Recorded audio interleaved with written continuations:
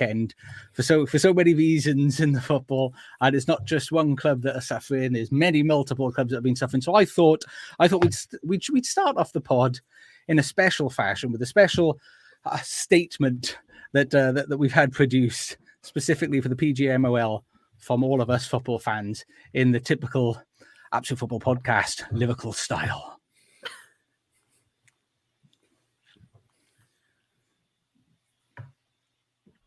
A few questions that we need to know. How you could ever hurt us so. We need to know how you can be so wrong. We've all seen how long it's been going on. Is it that you don't get paid enough attention? Do the fans not give enough affection? Not only will your answers keep us sane, but we hope you'll never make the same mistakes again. You can tell us to our face, or even on the phone. You can write an apology statement. Either way, we have to know. Did fans never treat you right? Did players always start the fight? Either way, we're going out of our mind. The answers to your incompetency we have to find.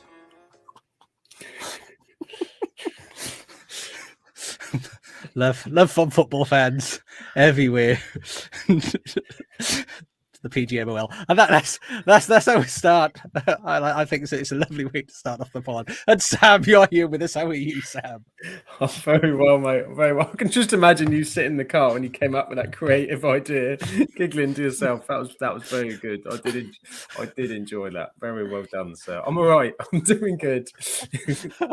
Sensational. And it can't just be me and Sam. We need our third amigo, Musketeer, and it is Charlotte Deer. How are you, Charlotte? How are you this evening? Oh, that was absolute quality. I had to mute myself because I snort laughed. So I'm glad in a way that I muted myself. But honestly, that was brilliant. And I'm really good. Thank you. How are you?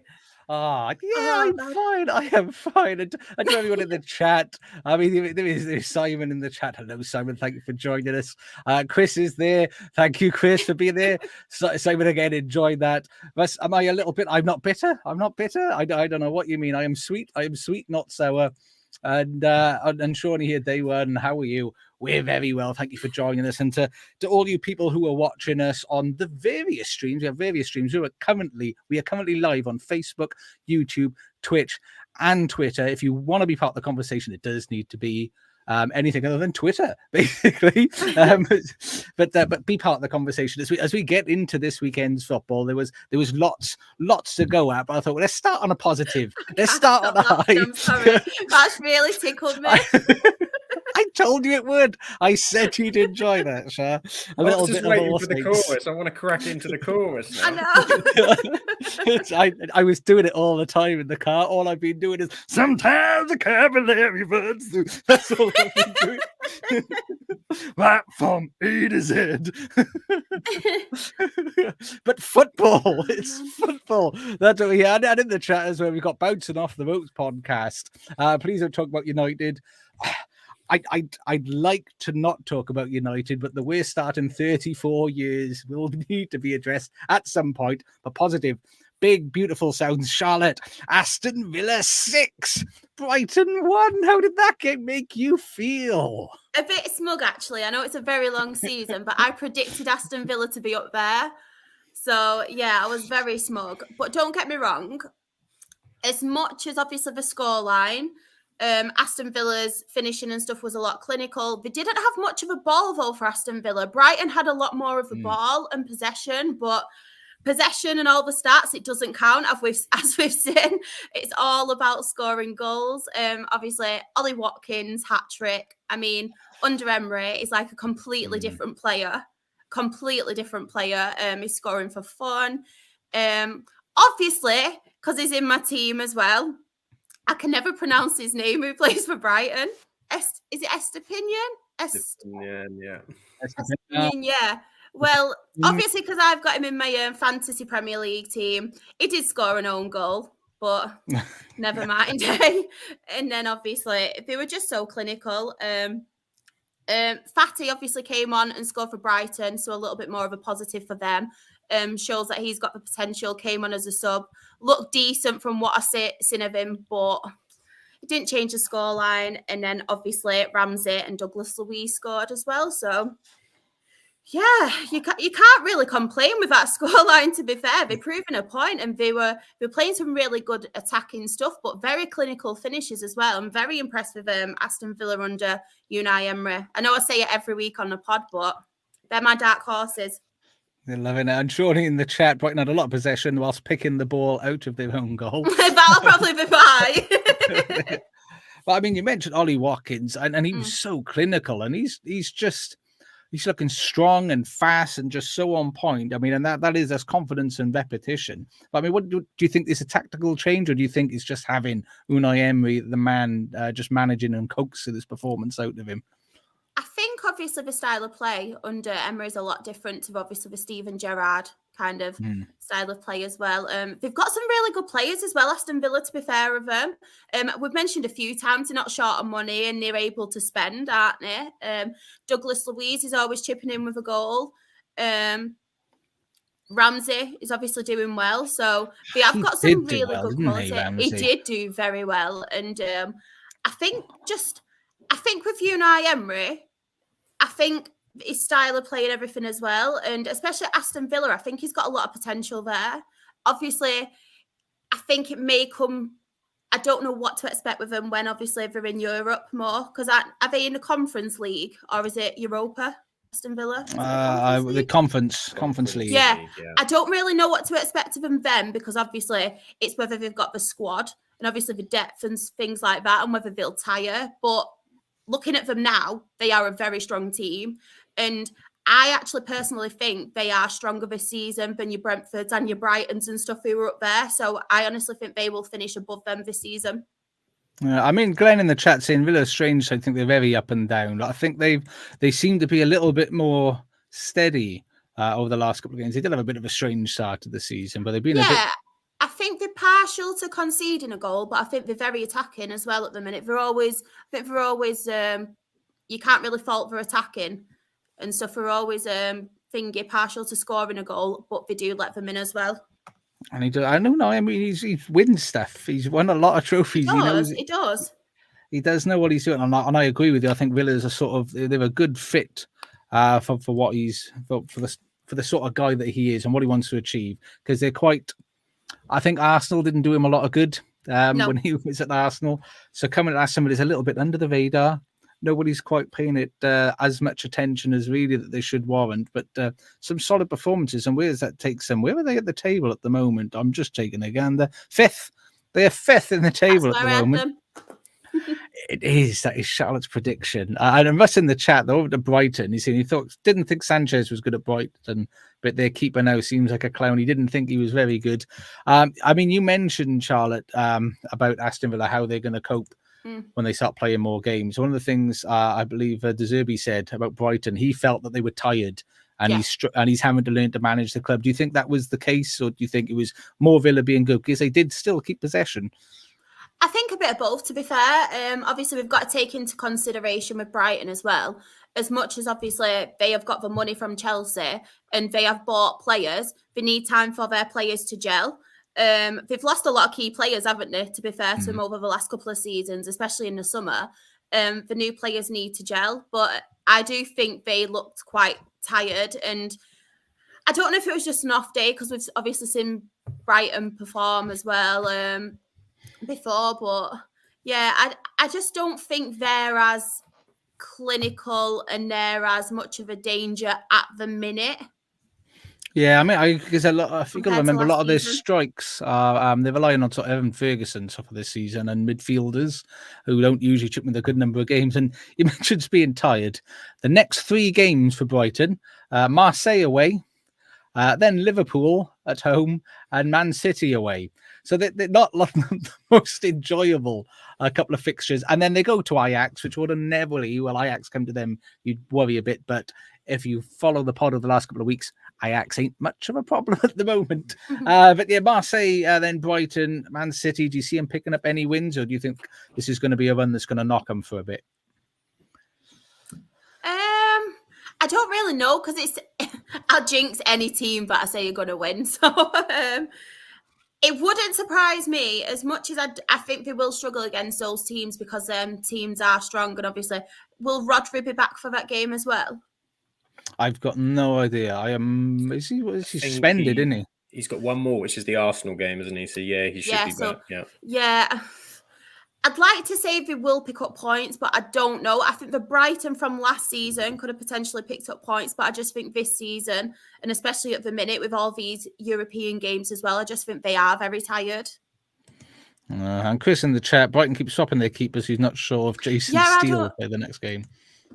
Yeah, it's weird with that as well because I know obviously there's this like European keeper and cup keepers and then the ones in the league, but personally I think changing your keeper all the time, it's not stable, is it really? It's not giving them the confidence. Obviously, your back line there, they get used to a certain keeper and then the next keeper's in and things like that.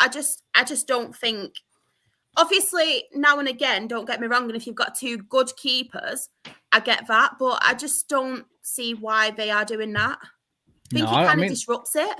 I agree with you because it's not like they're exerting a lot of energy in the nicest way possible, playing in goals. It's not that they're tired and they need to rotate. And I agree. You need that stability in that sort of position where you aren't active consistently throughout the game. Your defenders need to know you. You need to know your defenders. You need to know what's happening, and you need to have that consistency to build that up.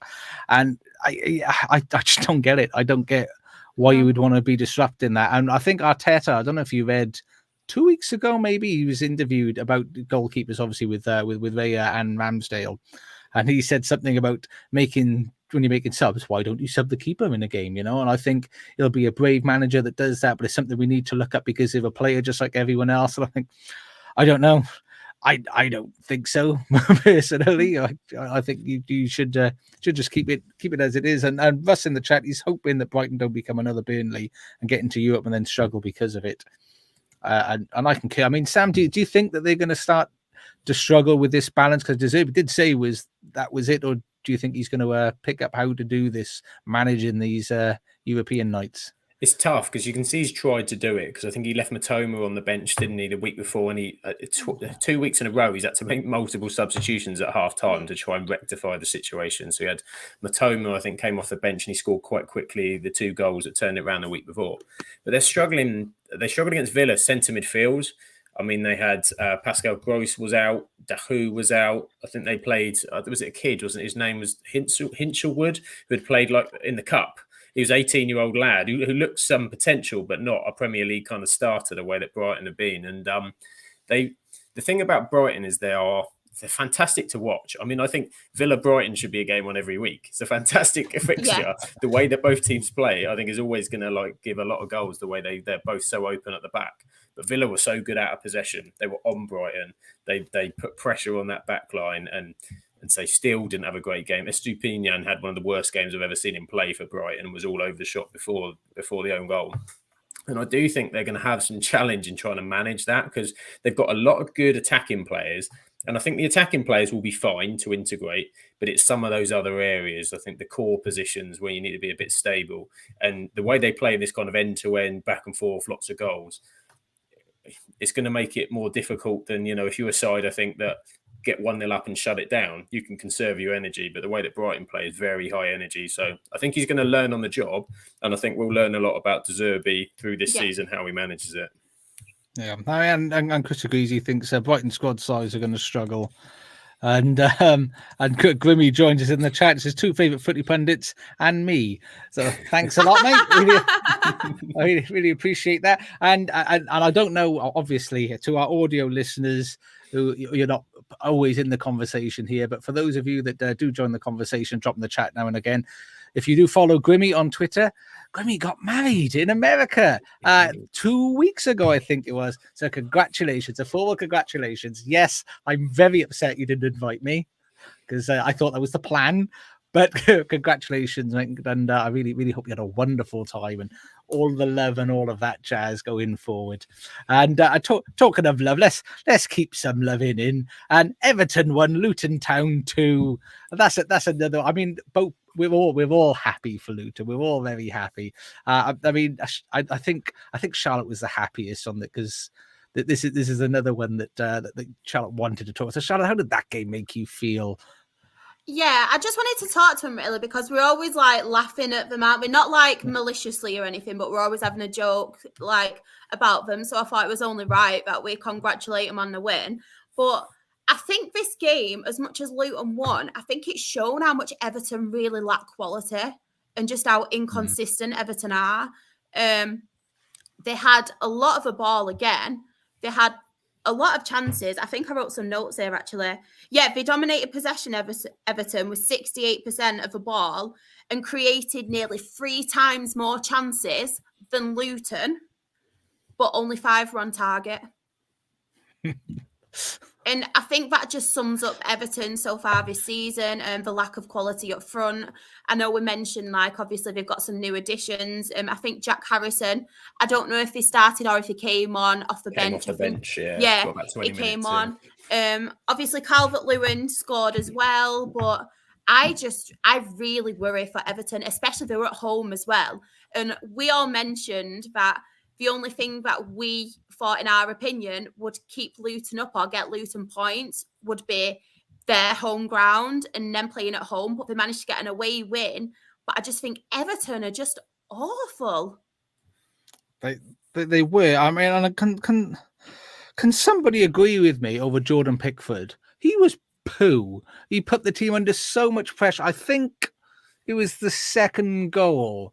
The free kick, which he created that, because he created all that uncertainty by not knowing what to do with the ball, trying to play it here, play it there, and like, oh, what am I going to do? And then that's result in the free kick. Surely, does somebody see what I'm saying now? He's poop, isn't he? He's certainly putting him under a lot of pressure, and he's not helping himself as much as he can pull off saves, and he can like get them revved up, and he can like obviously make some good saves. At the minute, he is certainly putting him under pressure. And I just think Everton as a whole, and obviously, don't get me wrong, they won the last game, I think, but these are the games that they should be winning, especially against Luton. No disrespect to them, but at home as well. These are the points that you should be picking up. And as an Everton fan, I would be so disappointed, especially when you're creating nearly 3 times more chances than the away side and only 5 of them are on target. I think that's a disgrace, to be honest, to the forwards.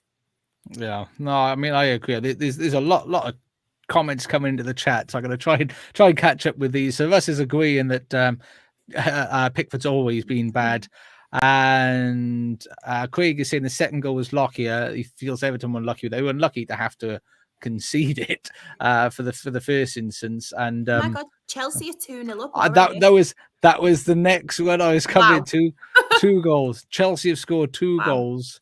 I'm gonna try and take this again.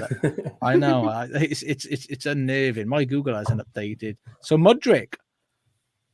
No. And Brozier. Yeah, Mudryk and Brozier. Look at that. Two players that you never thought would score at any point for Chelsea have both done it there. And Richard said in the chat, Pickford should not be England's number 1. Thinks Everton are going to get relegated. It doesn't look like a good situation. Grimmy said hell's frozen over because Chelsea have scored twice. I agree. And Craig said, sorry, his question whether Lockyer got the first or second. The first one, and Morris's header was the second, yeah. Yeah. That's the one where Ashley Young thought he could play keepy uppy on his goal line. Yeah. Sorry, Josh. To be fair to them too as well, Lockyer and Morris. I know Luton aren't scoring a lot of goals, but they're being consistent as well. Like when I've seen them play, they have been the better players, and Morris especially is scoring goals. So at least we know they can score in the Premier League. Yeah, and they were just dogged. I mean, what stood out to me the most is that, like you said, Everton just didn't look good. No. They were creating stuff, but they just didn't seem to be able to do anything. And Luton were just solid. They were just steady. There was nothing too spectacular. They were steady and they played football and they took advantage of the chance that they had. And it was just lovely to see. I mean, Sam, do you think this is the sign that Luton are now going to go on this beautiful run and start putting the points on the board that we all hope that they can? I mean, they got Burnley next. That's a big game. It's nice to see for them. So I've dedicated my background to the orange of Luton today for their first ever top flight, well, Premier League win. But I mean, yeah, I thought Liverpool. I thought they were good last week. They were good against Wolves. They deserved to beat Wolves, and we thought maybe that was a missed opportunity, as we said at home. And the Shah said away victories in a relegation fight are so important. They're so hard to come by. I mean, as we said, Everton's heading. It was their head. How many chances? 50p heads up front that they had. Exactly. The amount of stuff they flew over the bar. And Everton and Luton were clinical. They did give up a lot of shots, a lot of possession, a lot of chances to Everton, which is going to happen. But they'll take confidence because they've been getting them. The thing I found quite disrespectful towards them is everybody giving them they're going to get the lowest points total tag, and it's like you've got to give them a chance to kind of to sort of start chucking that around. I mean, they'll fancy themselves now going to Burnley. Burnley haven't got to win themselves. They'll be under a bit of pressure, and all of a sudden, Luton might pick 7 points up in 3 games, and it looks completely different. That's all it ever takes at the bottom is a couple of decent weeks, particularly this early on in the season. And they'll just be happy that there's teams below them at this point. They know what fight they're in. I think I heard Rob Edwards say, and he was sort of calling out a few pundits who had kind of written them off without seeing them. He said, I understand, but give us a chance. Let's play a little bit. And to be fair, they did well at the weekend.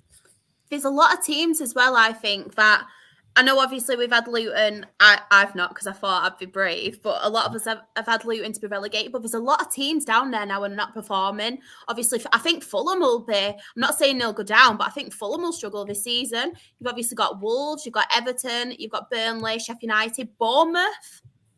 Do you know what I was going to say? I hope Heather's not in the chat because Bournemouth are behind Luton. It's very worrying, isn't it? Luton have got the game in hand. This game against Burnley is the game in hand that they've got. Which the way that Bournemouth defended at the weekend, good God, they've got some work to do.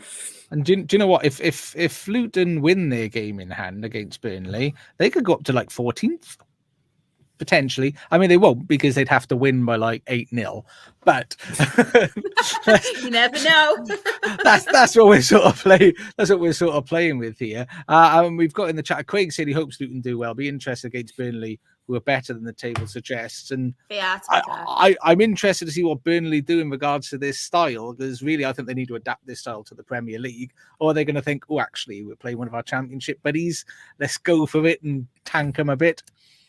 It'll be intriguing. Chris is also saying the Lutons, their next 2 games are at home, Burnley and Spurs. Simon's saying as they beat us to get to the Prem, I'd like them to stay up, but they don't. I know I'm not happy that they beat Coventry at all, so I wish them nothing because of that.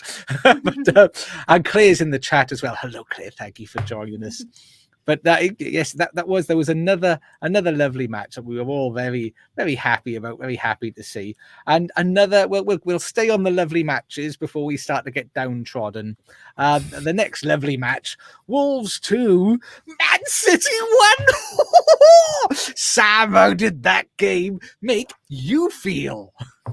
Well, I would have been dancing with the Wolves, but my match was going on at the same time, which wasn't quite the same. Had we have played another day or later, I would have been absolutely elated at the same time. But yeah, shock result of the weekend, wasn't it? Absolute shock.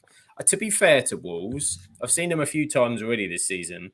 And I mean, they walked through Man United's midfield at Old Trafford. But I also thought the first half they played against Liverpool, they were cutting through Liverpool until Klopp made changes at half time. Yeah. They're very good technically, just don't have someone to finish. But I think I said it on last week's pod. Pedro Neto, for me, could play in the top 6, at club in the top 6. Wasn't he? He's so good technically on the ball. You put a proper number 9 in with him, you got a real handful there. I mean, you know, a bit lucky or fortunate with the own goal away, but it was all his own work in terms of how it earned it. Fair play to Wolves for getting it and putting City under pressure. And it does add the question, doesn't it, of Rodri, how important Rodri is to that team. I know 100%. They've lost Gundogan over the summer. De Bruyne is out. It's a new look kind of midfield. But I think I was saying, since Rodri made his debut, City have lost 5 of the 15 matches without Rodri in the team, which for them is a huge amount. It just shows how central and pivotal he is. So I think it's added a nice bit of spice ahead of the Arsenal game next week. And Rodri not being involved either, it's going to be very, very interesting. So it's nice to see City not win a game for once. I thought it was, and Wolves deserved it. It's not like it wasn't a smash and grab or a lucky game. they played really well. They did what you need to do against Man City, which is hit them fast on the break, because all City like to do this thing as they build their way up to the box. But they were fast. They were on it, as you said. Pedro Neto was he was on it like Sonic, and they were clinical with the chances that they got. Very good. And Craig Dawson. Dawson. He had Haaland in his pocket. The answer to Erling Haaland was Craig Dawson. Do you know that what, block on the line, the cross that was came quality. in, unbelievable performance. Once you keep Erling Haaland quiet, and I've noticed it's always them kind of old school defenders that always manage to do it, like your Craig Dawsons and people like that. And I still can't believe he's never had an England call up, even in a friendly, because that guy, honestly, is so underrated. So underrated. You know, I've seen England's managers, so I'm not surprised in the slightest. Well, yeah, that's true. That's true. But no, I mean, and he's an old-fashioned, in his style, defender against Haaland, who, let's be honest, is an old-fashioned striker, on the shoulder, big, strong, burly, and gets forward. And that's if you can manage him properly on a man, because it was man-to-man, which you don't see a lot of. Normally, people like managing space, like, this is my space, don't invade my space. But he was man-to-man, followed him around, and he kept him out of the game, and he was superb. Richard said in the chat, I think if teams can keep Haaland quiet, then City struggle. They do. I think Alvarez would have been more perfect suited for this game, because as much as obviously Haaland's scoring, I think that's all Haaland really does. Like, it's so clinical with his finishing, but I think with Alvarez, and I actually do feel a bit sorry for Alvarez, because he's such a good player, but he doesn't get the credit and he doesn't get the minutes, because obviously Haaland's scoring goals. So, yeah, I think Alvarez would have been perfect for this game and more suited to this game. I think it's worked really well for them, isn't it? Because when they've been playing together, like they did say at the weekend, like Alvarez, it's just allowed Alvarez so much space, because everyone's so worried about Haaland. And Alvarez is, as you said, such a clever player. He's just picking up those little pockets of space and just doing so much damage. I mean, we all thought, how are they going to play those two together? But trying to dropping Alvarez off has worked really well for them. So that's one aspect that was good. But they got done. They got done, and Haaland didn't score. So hopefully this is a normality. And Craig Dawson, like a fine wine, gets better with age. My only issue with Haaland not scoring, he's my captain in fantasy football. Everyone's captain, and he's the only player I have any points on, because I'm just rubbish. Yeah, well, do you know, I had him and I took him out at the start of the season. Honest to God. And what have we got here? Grimmy had Watkins on the bench, unfortunately. But Craig is saying Alvarez will get into any team apart from Liverpool, which is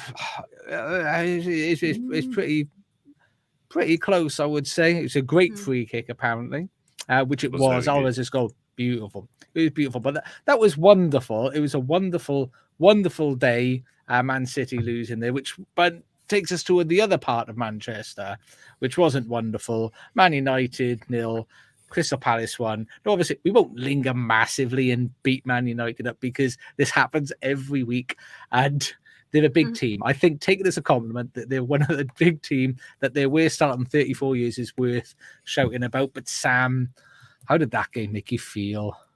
3 o'clock games on a Saturday always worry me with United. I just think, oh no, here we go. I can't watch it because I'm not following any stream or nothing. So I've got a radio on, or I've got something. It's just the worst way to listen to United not doing anything against a team at home.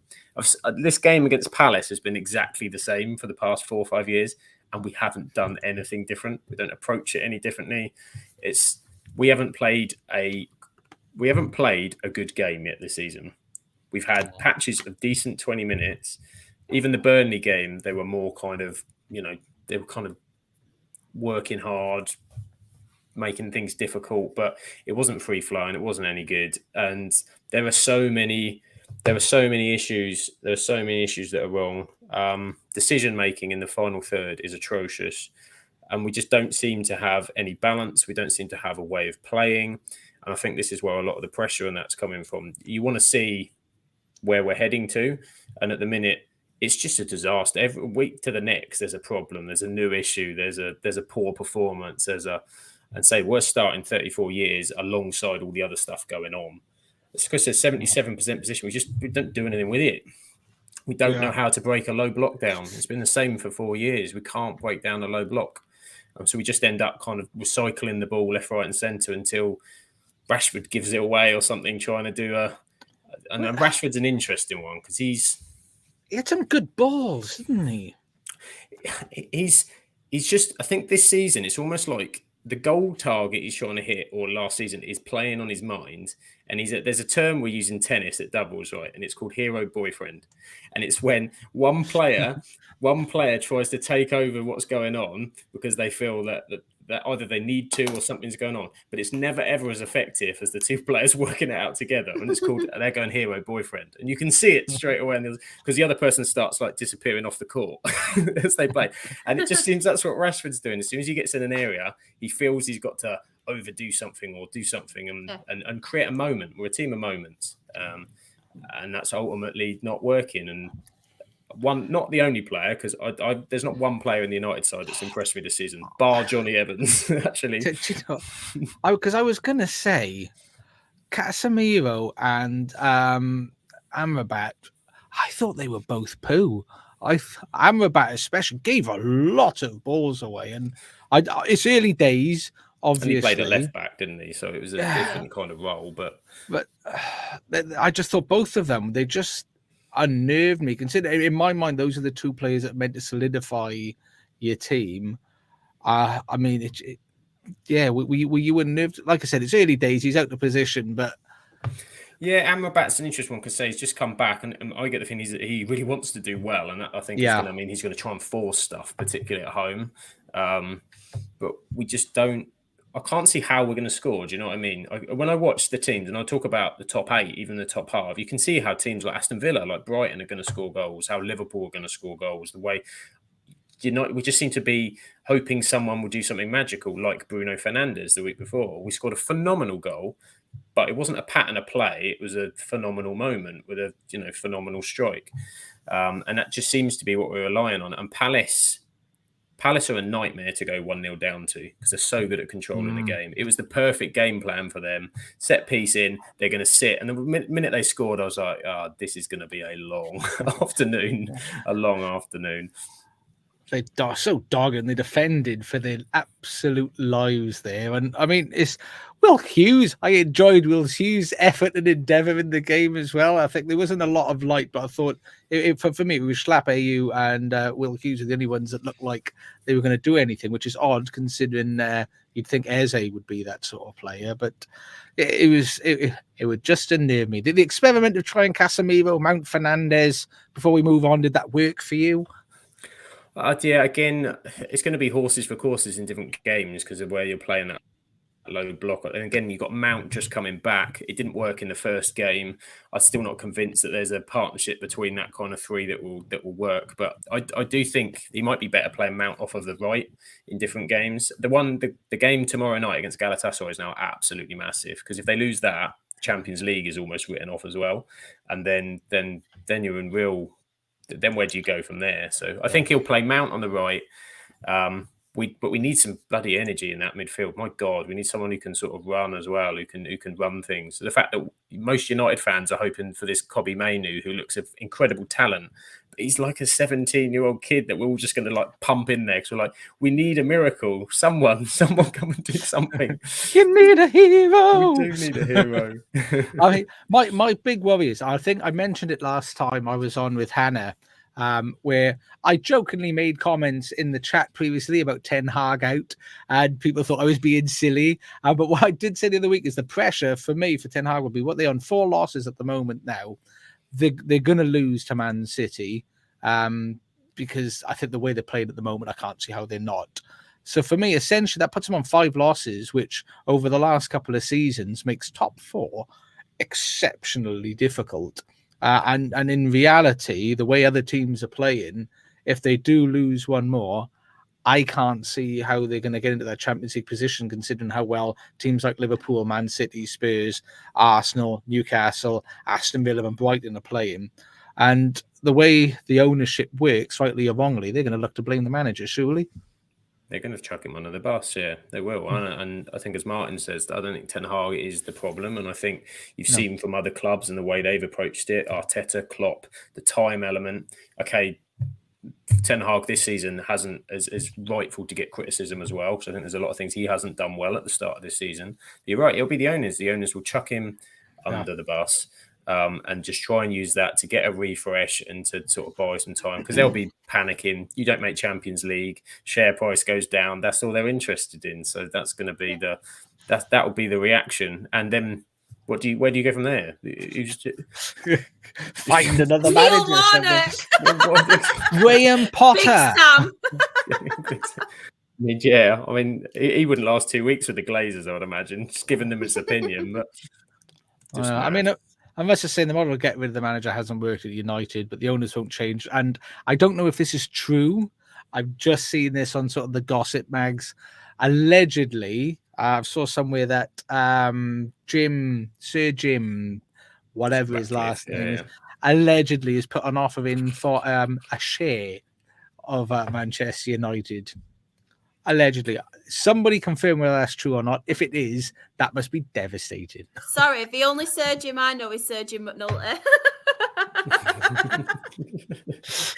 Come on, where's Lisa, incidentally? Now you mentioned it. Oh, Lisa, if you listen to this afterwards, we're missing you. Where are you? Yeah. Hope you're doing well. And before we move on there, I'm just going to grab some of the chats, some of the notes that people have put in there. Claire thinks Manchester derby form doesn't matter. Be true. We beat them last season somehow.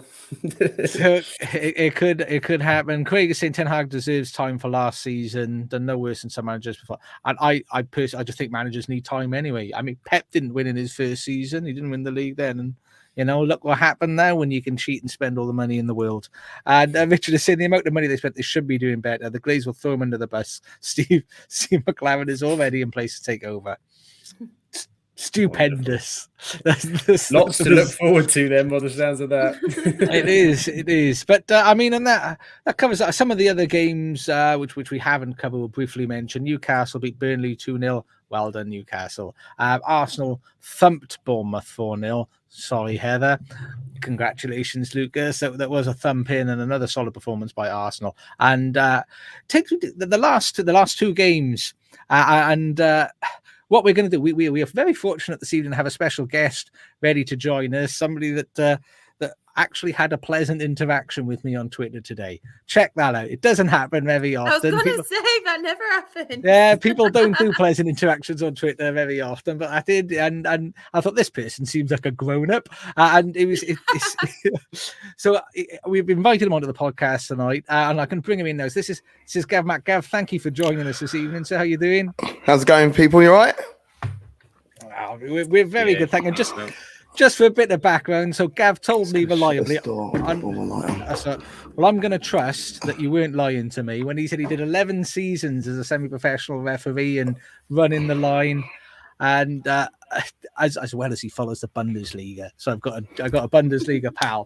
But we brought you in time for the two sort of controversial games. We're not going to spend a huge amount of time on talking about Forest Brentford, but obviously there was the penalty that didn't happen there for reasons again that I struggle to comprehend. But the big game, which we'll all take part of, because obviously Gav might not know, so I'm a Liverpool fan. This is the big game. Spurs Tottenham this weekend is there's so much to break down. So I thought we'll take it a bit at a time. I thought if we look at the performance first of all, and feel free to interject, Sam or Charlotte, if you disagree with me. And Claire says, "Hello, Gav." Hi, Claire. How's it going? But I feel like I've been brought in. I feel like it's Monday afternoon. It's ref watch. Yeah, it's like you're the fourth official. Yeah, I'm Dermot Gallagher today. And I brought you in to talk sense, so let's hope. It was actually quite nice. I actually said to my friend earlier on today, I was like, I actually had a conversation. I'm not just saying it trying to gas you up and blow smoke up your ass, but actually it was quite nice to have a football conversation without like anyone like taking the mick out of each other. Like we had a genuine interaction, and that's why I did slid into your DMs. It was nice, and I liked it. And that's how it should be. It was nice. It was really nice because Yeah. you don't really. It's so easy to take things out of context online in general, and especially the toxic football Twitter space as well. So it was just really nice just to do that. So no, I'm honoured to be on your show. And appreciate it. And it is for everybody that gives me crap regularly. If you actually read what I'm saying, But all of my tweets, DMs. Yeah. I know. She can't slide into my DMs if she wanted to. But it's okay to be nice, and I think there's a difference between saying what somebody is saying you disagree with, or you think is rubbish, or they're full of crap, to saying that person and their beliefs are crap. There's two differences, and you need to get on the right side of the fence. But I think Liverpool, Tottenham, personally, I mean, Sam, if you join me with this first instance, because it's always difficult to host and talk about my own team, but I thought for the first half, I actually thought Liverpool outplayed Tottenham. We scored the goal. We should have scored 2 goals. And before we went the man down, I thought we steamrolled them. I thought they were good. I thought we were going to actually thump them by the end of the game. Am I just looking through red glasses just in that first half, purely in the first half? You know, when we were winning. What was your feeling there? Yeah, I think you had more intensity. I thought you brought a real good intensity to that first half, and were really kind of pushing them to make it difficult. It was the most trouble I think I'd seen Spurs have, bar maybe that first half an hour at Arsenal where they had issues as well. So I thought Liverpool really took it, and I was also, we'll come on to all the instances, but I was looking forward to this game of the weekend because you're kind of the two informed teams. I wanted to see where Tottenham were at. I wanted to see how Liverpool were going to kind of react to that, and it was a bit Liverpool of old, where you're like, we're going to take you on here. We're not frightened of what you're going to bring. We're going to play the way that we play and really get about you. So I think you did. I wouldn't have said steamrolled, but I think I had you on top versus Tottenham. Maybe. I'll take it down to slightly flattened, maybe. I mean, I agree, because at that first half I thought it was good. I mean, we will touch on the decisions, but I want to try and break it all down, so we're doing this logically, so it doesn't seem like there's some raging lunatic really upset with everything. I mean, but in the second half, Charlotte, I mean, I don't know if you caught much of the game, Charlotte, but the second half again, I thought what I liked about Liverpool was we were very resilient. We were still playing quite well with the number of people that we had. But my credit to Spurs was they remained on the pitch and kept trying. They kept trying to do things, even though they struggled to break it down. I mean, how did you see, from a purely performance point of view, how did you feel the second half went? I really enjoyed the game, to be honest. It was nice to actually see Spurs performing, and obviously we've said on last week's podcast as well, Andrew's gotten playing some really good stuff. I think it was always going to be tough for both sides because we're both playing good stuff, but I always had in my head that Liverpool were always going to win the game. Yeah. Like, even when I was seeing Tottenham and obviously the chances and things like that, I always thought if someone's going to score a chance now, it's going to be Liverpool. Yeah. That was my opinion. I totally agree. I mean, and Russ makes a good point. There's some real good goalkeeping in the game. There was. Both keepers were both superb. I mean, because I didn't watch the game live. I had to catch up with it after because I was out with the family for a family day. When I come back, all I saw first was the results and the stats, and I thought, "Oh my god, we've been pummeled." But until I sort of got into it. But I mean, as a whole for the game, for me, I felt a draw was the only fair result, really, for me personally, because it was 2 halves. I thought the first half, I think we were the first half. The second half, I don't know how we could have won the second half. That would have been quite remarkable. And I do think it was a lucky goal that won Tottenham the game. However, you've got to be in it to win it, and you've got to keep producing them chances in order to win the game. And you have to put them balls across, and that's what you do. You just put 9 men under pressure. So that has been being really rational and controlled. And I like to think everybody that has seen all my tweets and stuff today, that's what I generally think. I think, it's one of those, and if I was a Spurs fan, I'd be chuffed to bits. We've won a game against Liverpool, and I think it's lovely that Spurs fans are so passionate about this victory. I wanted to put down Liverpool fans for saying anything about it, because it just shows how big we are and how important it is for a team like Spurs to be able to get a victory with a team like Liverpool. And I agree, it's lovely because we've been one of the informed teams for a couple of years. But the conversation that Gav and I had was sort of around the refereeing. So I mean, Gav, I'm sorry to throw you under the bus almost and bring you in for the really shitty part of the conversation. So we'll start off in the first half with the straight red for Curtis Jones, which I took before we do. Just to let you know in the chat, Claire says, "Shah, you've got the award for best laugh tonight." And I think Claire also asked as well, Gav, before we get into anything, who do you support, Gav? Arsenal first. There you go. But yeah, also I love Palermo as well. I'm going out to see them in 2 weeks. Going to see Palermo versus Spezia, my first home game. Because I've already been to away days with Palermo, so looking forward to that. Do you hear that, Charlotte? Spezia. Stop. I'm really bad. Charlotte did our Serie A coverage. In fairness to it, unprepared. She was just reading notes, but those are some of the I don't like being a northerner. I can't talk properly. Yeah, I've got a bit of affiliation to these boys as well because I do a Bundesliga show. Haven't done any this year. Life has got in the way this year, but it's me, my pal Devo, and my good friend Florian as well. He works for Bayer Leverkusen, so we get to go and see Leverkusen every now and then. So sorts us out. It's lovely. We're going to be really. So if you want any hookups, yeah. Slide in the DMs. You slide back. We'll be slip sliding everywhere. But no, it's, you want to talk about refereeing. Like the thing is, like it's so annoying.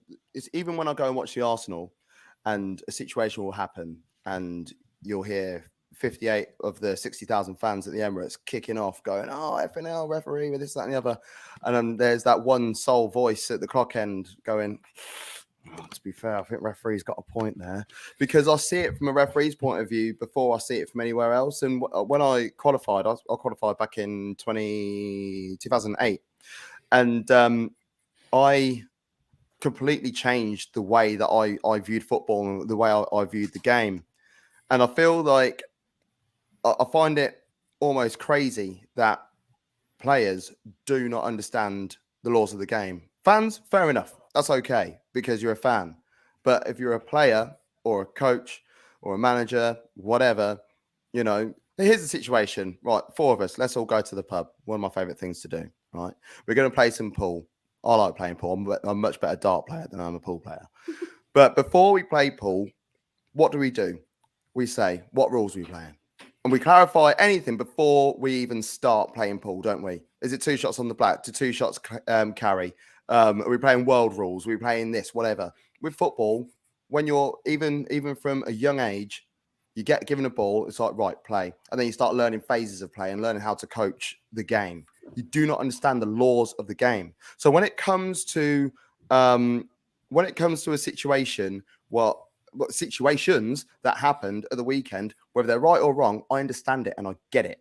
Because name me a player that is flawless. Because not even Lionel Messi or Cristiano Ronaldo is flawless. They make misplaced passes. They do shoot over the bar, things like that. But it's never under as much scrutiny as a referee is. And I actually started refereeing off the back of a Liverpool game. Josh, I don't know if you remember, we played against Everton, I think it was, in the League Cup. Back in for once, it was actually on like normal TV. It was on like an ITV. And I remember watching it. And I was like, oh, bloody hell, this referee's crap. I could do a better job. And my mate was like, go on then. So I started refereeing through a dare, effectively. And it completely changed what I saw and the way things go. And there was so many things that happened on the day against Spurs that made me go, I understand why he's given that. Or I don't know. Because you're able to... I'm lucky enough to be able to put myself in their shoes, having done it before. It's easier for me to do that than it is for you, Shah, for you, Sam, or for you, Josh, or anyone in the chat, unless anyone's qualified referee in the chat. You take your club bias aside and you watch the game and you go, you're looking at it from the referee's point of view. Sometimes you don't even look at it through the TV angle. You're watching it through the game. So I know we'll probably come on to that bit later, but you see like the red card, for, the second yellow effectively for Jota. Okay. The first one on Udogie, when you look at that in real time and you look at the angle where the referee is, every single day you are given a yellow card for that because he's clearly breaking up a promising attack. It's not until you see the third, fourth, fifth replay and you realise that he didn't actually make any contact with him at all. But you can't. You have to allow for an error like that because they are human.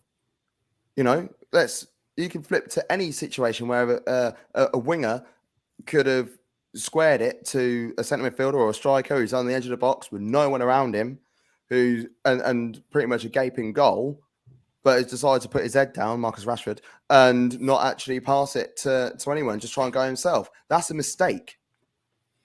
But that won't get heightened as much as a referee given a throw in that direction instead of that one. And I think once people are able to understand that and learn that referees are human sometimes, I think referees will get a bit more slack. But I mean, if we'll break down a couple of the events, and then we'll look at sort of the cumulative effect. I mean, first of all, we'll start with the Curtis Jones one because I think, as a Liverpool fan, it's really hard not to have any kind of bias on that one in particular because there's a lot of pundits agreeing with one side and the other, and you sort of struggle which way to come. But the way that it looks and the way you think you play football in real time is not malicious, and he does go for the ball, and obviously slips and comes over the top and hits him. You've seen him given, you've seen him haven't. I mean, in regards to the actual ruling, what that should be, is there anything that sort of that warranties or clarifies what that actually is and how that could be called a red card when other instances haven't been? Well, it doesn't matter whether someone intends to do something or not. You know, could have broke his leg. The ball, he's gone over the ball, whether he's meant to or not. He clearly hasn't meant to. We know that. It's obvious. But he has done it. So whether he meant to do it or not, he did. And he's gone over the ball and it's caught him so high up. That is a leg breaker, effectively. You know, and I put a poll out earlier on Twitter just to see what other people thought. Because I said, let's give the situation that Basuma did break his leg. Would you then change your mind? Everyone was like, yeah, it's got to be a red then. No, it doesn't matter whether he broke his leg or not. He's gone over the ball and he's caught him high up. That is not a very good challenge at all. And the fact that Liverpool have appealed it, that's fried my brain somewhat. And I'm now worried for Jones that he will now receive a 4-match ban. He will get an extra game ban for a frivolous appeal. It's an interesting one because I think my understanding is something to do with they're not appealing the challenge. It's appealing the VAR process, the fact that he went there and on the screen was the still and the way that the decision was made rather than it being that's naughty. That's naughty. I don't like that. In that situation, I really hate how VAR decisions come around because going to the screen, fine, no issue with that. But show me that so many times in real time. You can show me whatever angle, show me in real time. Every still image looks terrible. Every single one. Name me a still image of a situation that looks okay. It doesn't. Even like handballs that we know is not really a handball as such because he's got his arms close to his body, but you see the ball striking it. That looks terrible. Yeah. But you think about it in real time. You know, they haven't gone into a situation where they've gone into an unnatural position. They've got the arms, ball's been hit with them. The ball's been hit out with them with pace. They're 3 yards away from them. Like, how can you give a penalty for that situation? You know, so you know, like the still images, they need to be dropped as soon as possible. Oh, I mean, I think there's a lot. I'm going to try and catch up with some of the people in the chat here because I don't ever think we're ignoring them. And Claire's saying in here that we are. It's rare that a ref gets sick when your team wins. She says, scrap VAR, not human error. Deal with it. Plays mistakes. She doesn't like VAR. Chris is saying ref speaks to the teams before the season starts. So any new laws players should be aware of, and that a lot of grassroots going back to that comment, Josh. Sorry, one sec. Yep. That literally goes through one ear and out the other. Literally does. Yeah. Players do not care about the laws, but then they'll moan about it, and it's like, well, you have been told the directive. They don't care. They just want to play football. I it's a bit like at school, isn't it? When you come into your class and your teacher's like, you go, yes. I was going to say it's a bit like being married, but my wife watches these back, so nothing like being married. It's a bit like being a dad and trying to tell your kid to do something or not. Honestly, I ended up having to give in and watch Waffle Doggy about 25 times this morning before work. Great show, though, by the way. They said, Richard said every sport that involves humans has mistakes, and there always will be. Craig thinks Jones was unlucky. The rules are too strict nowadays for that sort of tackle, which we'll come back to that in a second. Chris thought it was a red. Simon thinks it's a red. God, blimey, there's a lot of chat. Thank you all for being so interactive. Greg didn't think it's a red, but Gav's right. You could get 4 matches. Consequences shouldn't matter, and you're correct. Simon Hooper should have shown that in real time, then slowed it down. Yeah, it should have been seen. It should have been shown in real time. Then, is it endangering player safety? Yes. Does he mean it? No, it's a red for Shawnee. I think this it's a different. I struggle as a Liverpool fan because you see it and the intention of what this is doing, and it was upsetting. But I can take that. We've already mentioned the first yellow card. It's annoying. Those are annoying, and I think it doesn't help us seeing them. It is harsh, and I think for me the annoying thing is for me. I think if you don't get the first, you don't get the second, because I went to see under 9s playing this weekend, and the one team, bless their little hearts, got spanked 14-1. And as soon as I did the second half, the guy was like, have more players on. It was fine. So it was 11 against 7 at one stage. But what was happening was, because the one team was still getting spanked, they were getting angry, they were getting het up and worked up. And then even for 7-year-olds and 8-year-olds, you had some challenges flying in, players squaring up to each other, which is the funniest thing to see, these little 8-year-olds shoulder chest to chest. But I think with Jota, because I think it's that agitation, the fact that he had that yellow, he then lost his head entirely and wiped him out for the second. We used to say it on my mates, we started doing pods about 5 years ago, me and my mate Cotton, and we used to call it 2 up top because I'm not very tall and he's very tall. So, big man, little man, 2 up top, old school. But we used to say every single week, because it always happened every week in the Premier League, in the Bundesliga, Serie, wherever. When you're on a yellow card, don't give the referee a decision to make. You've literally handed yourself a second yellow by doing that less than 2 minutes after being caught out in a situation. It's a little bit like, like when a player wants to throw in that way and they're moaning about it and they end up like running after that player and then just taking him out and getting a yellow card, then wonder what it's for. No. Why take your frustration out that way? You're adults.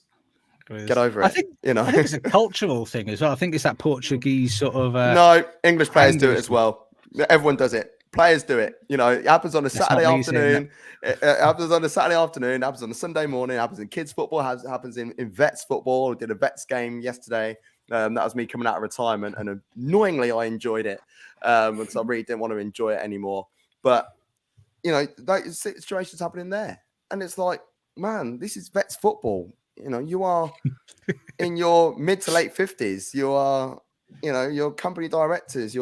There's plumbers and there's sparkies. There's office staff. There's all different walks of life, and you're still acting like petulant kids when you put a shirt on, which is the same colour shirt as your other 10 mates on the pitch. It's just, it's ridiculous. Honestly, it's I don't know what it is. It's a football related thing, but yeah, I mean, just don't give a decision to make. And the other quick ones, I'll blast through some of these quickly. For me, Mo Salah getting a yellow card, he deserved to get a yellow card because he pulled the player. It might not have looked at anything. He pulled the player back. I don't think he got it for that. I think it's the chat afterwards. And booting the ball away, maybe. I think that yeah, that's what it's for. The actual challenge itself is a foul, and that's just run away. But there's 2 issues that did happen that I then. And I've seen this a lot. A lot of my interaction with Spurs fans have been particularly over one issue, and that was the not given penalty. The left back, whose name I can't pronounce correctly, Adoji, who for some inane reason is getting a load of abuse on Instagram. If you do that, you're an idiot. Just stop it. Don't be a dick, and just be an asset to society instead of a drag, please. But for me, in his challenge with Gomez, now for me, a lot of the feedback I've had is, well, he got the ball. And I thought, similarly to Curtis Jones, don't matter if you get the ball. If you go through the person to get the ball, that's a foul. What am I seeing something wrong here that isn't here? Or it's one of those ones. If it's not given, you're not going to overturn it. If it is given, you're not going to overturn it. It's sad. It's just how I view it on the day. My angle might go, yeah, that's a penalty for me. Oh. And another just angle, for clarity, you look at it and be though, like, it's not a pen for me. It's for not clarity, enough, or if he gets the ball, though, it's weird. If he gets the ball but he takes out the player, that's still a foul, isn't it? It doesn't.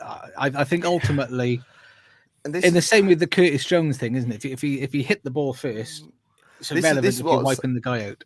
This is what I was saying to our mate earlier on today. There's 17 laws of association football. Now the laws of the game. That's what referees are adhering to. That's all they're doing. What's happening is certain situations will happen, and then the laws of the game get tweaked to cater for that particular thing. It's too difficult to cater for every single situation, and therefore it makes it a subjective decision for a referee to make. So, argument's sake, I think, did we talk about this earlier on, Josh? I can't remember before I was talking to my mate about it earlier, about the handball situation. You know, like if you, like the laws on handball were so basic, cut and clear. But then you go to La Liga, as soon as the ball touches your hand, it's a foul, as in a free kick and or penalty. And then it is a yellow card for the perpetrator as well. It just got too silly.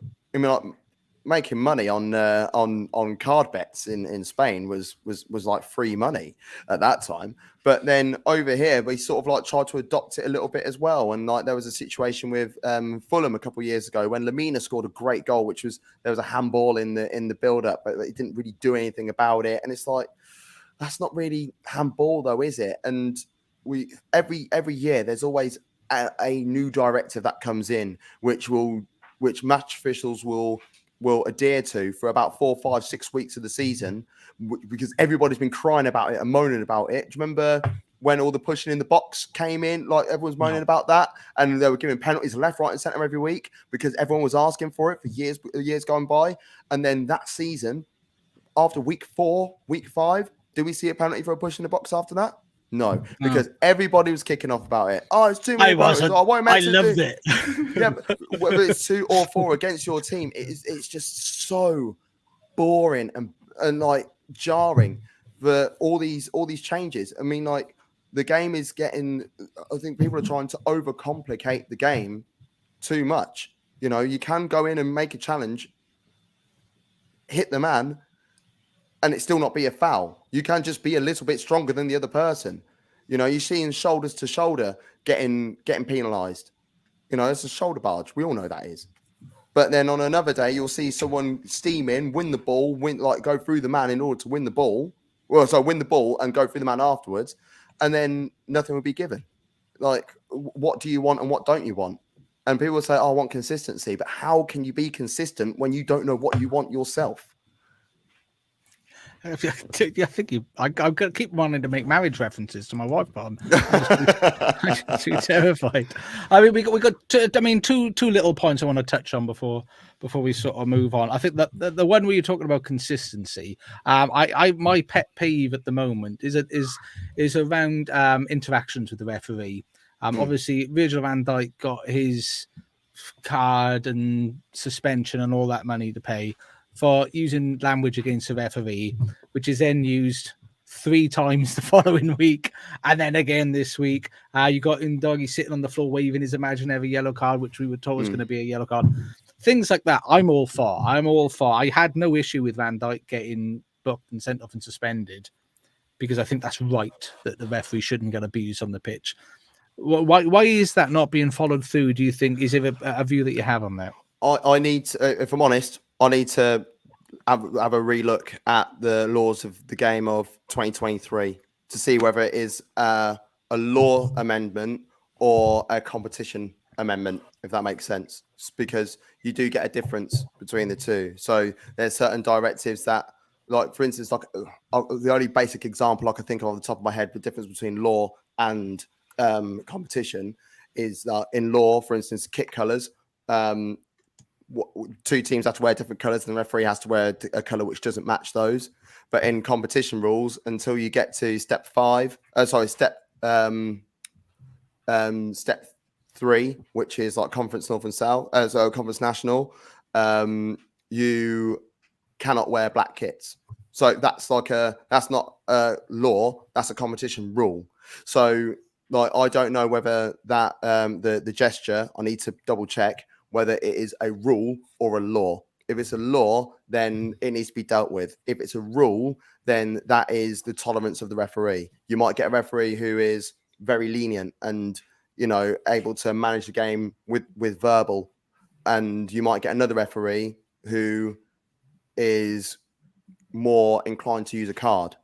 And that's just human nature. You know, I would think of myself as quite a tolerant match official who would always try and avoid using cards because I hated the admin. But if someone did something, if someone did something, I've got no choice but to do it. So that's the statement we wanted today out of them. You know, just be honest. I just didn't like the admin. Didn't want none of that. No, yeah, right. I've always been, yeah, like, you know, when there's, especially when there was a red card, because you have to write a report. It's like, oh, now I've got to write a dissertation on why I sent him off, you know. But like, it's, you know, like they have made it a little bit better. Well, before I finished, I finished 2019, and they made it a lot easier to do things. Well, Sean is just asking in the chat, is the non-black kits in conference due to match officials wearing that kit? Yeah, because match officials are not allowed to wear, well, I don't know if it's changed, as I said, like I finished in 2019, but if you're a match official, you're not allowed to wear any other colour than black if you're on the conference north or south or further down. You have to wear black. So the goalkeepers and the players were not allowed to wear black. So that's what I mean in terms of competition rules rather than laws of the game. And then the last thing, and we won't over embellish massively on this. We'll try and keep it fairly short so we don't run over too much. Obviously, I mean, for me, the game was sort of lost control a little bit. I mean, you had 1, 2, 3, 4, 5, 6, 7, 8 yellows and a red, and obviously you had the mistakes that you made, and this was the big thing that Liverpool's statement is about. There's been that many mistakes, and of course the big one, which ironically the only one we haven't spoken about, is the big one, which is the offside. And I don't really think we need to embellish too much on that because we all saw what happened. If you live under a rock, you're not sure what happened. The linesman, for reasons eyesight, flagged offside. I'm assuming he saw something, and bear in mind the game's played really, really fast. So this isn't me and my kids playing in the garden. The ball's being played quite quickly. He thought he was offside, but when VAR allegedly saw it, they believed, obviously, this is a goal. What are we talking about? This is crazy. Yeah. And the referee's thinking, I'm with my linesman buddy. I think it's a no goal. VAR checked it, thinking it was a goal, and said check complete.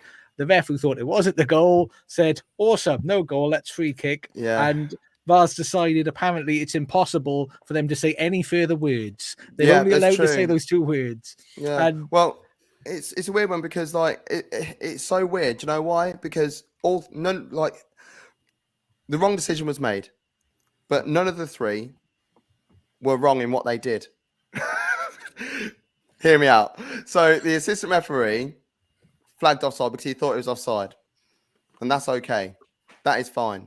The referee, he has no control over that because he's not there to work out on or offside. So he's just running with shit until that's why there's a linesman. Yeah, that's why the assistant referees are there.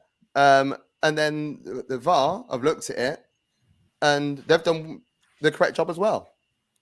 Everyone's done their jobs correctly, but they didn't communicate, and that's what the problem was. Because if there was a conversation that was had that said, is there any reason why I cannot give this goal?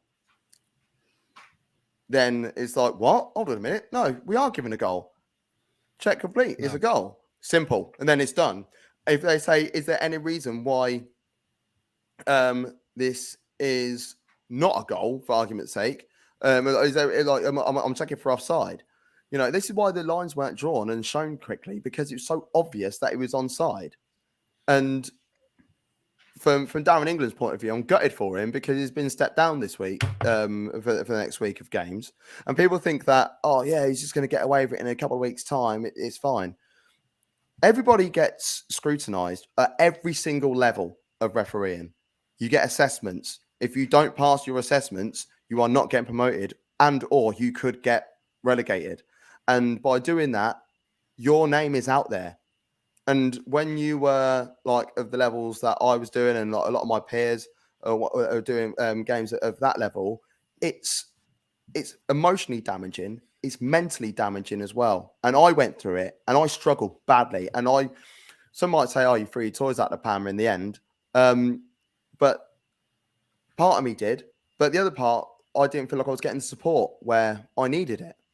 And when you are working your arse off every single Saturday, you know, you're working Monday to Friday, 9 till 5, you've got a family, you're doing whatever, and you're going out and getting 30 quid on a Saturday afternoon to referee a game to your best of your ability to try and get yourself up to the next level, to try and earn a few more quid and try and go to some new grounds and meet new people and work with new referees, and that gets taken away from you because you made a shit decision on one single game for a whole damn season.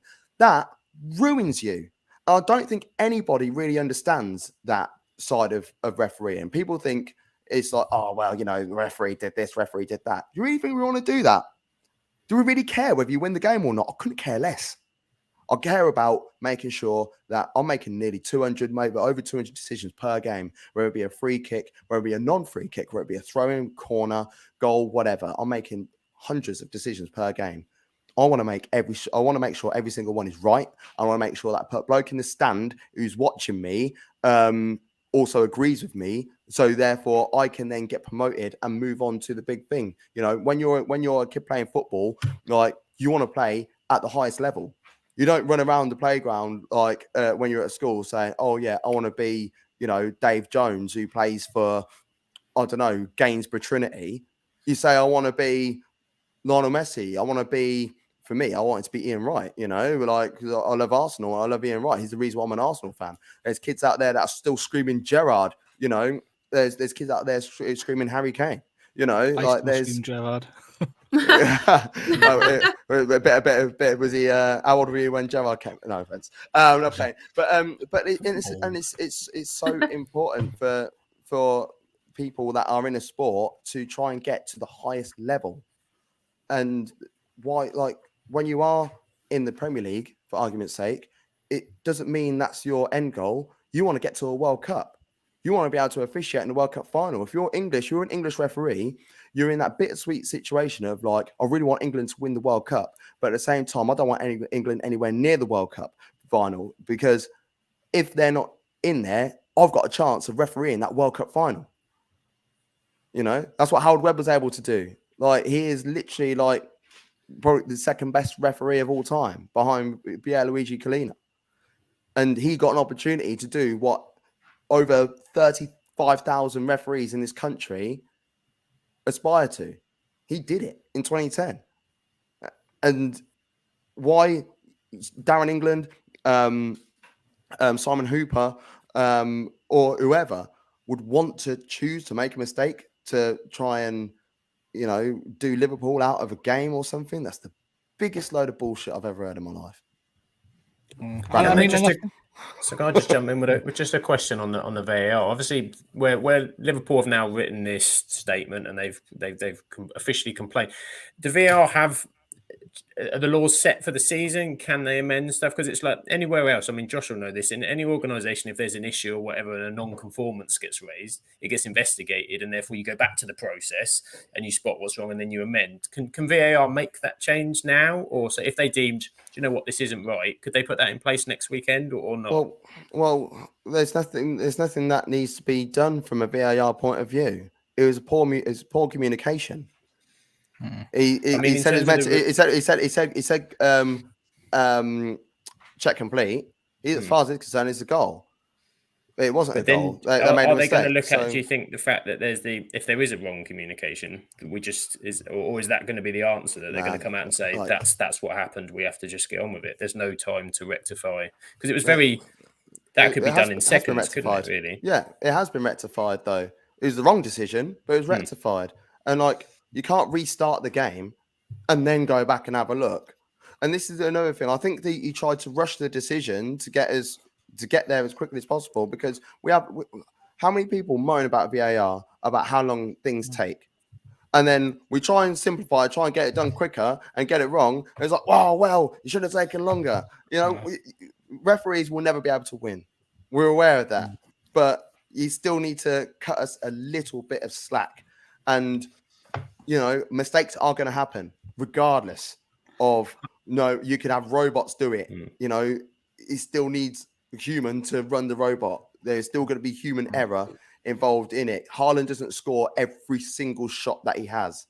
He's going to make mistakes, you know? I mean, and for me, I mean, that's where I think, because people have misunderstood the statement that Liverpool have made, first of all. So for anybody watching, Liverpool haven't asked for the game to be replayed or any madness like that. What they have done, they've acknowledged the PGMOL's admission that there was an error made, but what they're saying is the fact that there's so many failings and there's such a significant human error. They need full transparency, because you're going to have all these nutters who are going to be saying it's a fix. You know, people are against us. So I think it's right to ask for full transparency so they can see it's not a fix. Shit happens. Somebody just made a mistake. There's been 420 games since the beginning of last season, and there's been 14 apologies. That's 3% of games played. But what I think, not bad, is it? But what I think the big thing is what they have put in there, which I think you touched on, Gav, is this. They talk about the pressures that match officials are under, and is there too much that is being put on to referees? And that's what you spoke about. Is it too much that they're not supported adequately enough by technology? I think people have been suggesting things like the distances they have to travel to get to certain games. Should that just be managed? I don't buy that. I don't buy that at all. That's part of what you do. You know, when I first got onto the semi-pro list, I would be working on a Tuesday, finishing work I used to finish work at 5:30. I'd have to try and finish work at 4 to travel up to Skegness to go do a game on a Tuesday night, and then get back home for 1 o'clock in the morning, and then go back to work the next day. You know, I was working like these guys. This is their job. You know, they might travel from one game to another 48 hours, but you know, it's not like they're working a full-time job in the meantime. So I don't buy into that. Do you think at the moment, but we will move on after this, do you think there are more errors at the moment, or do you think errors are being highlighted more? Because it feels like every single week there's a cacophony of stuff going on. Do you think there are more, they're just more highlighted? There's errors by every single person in every single game, up and down the country, around the world.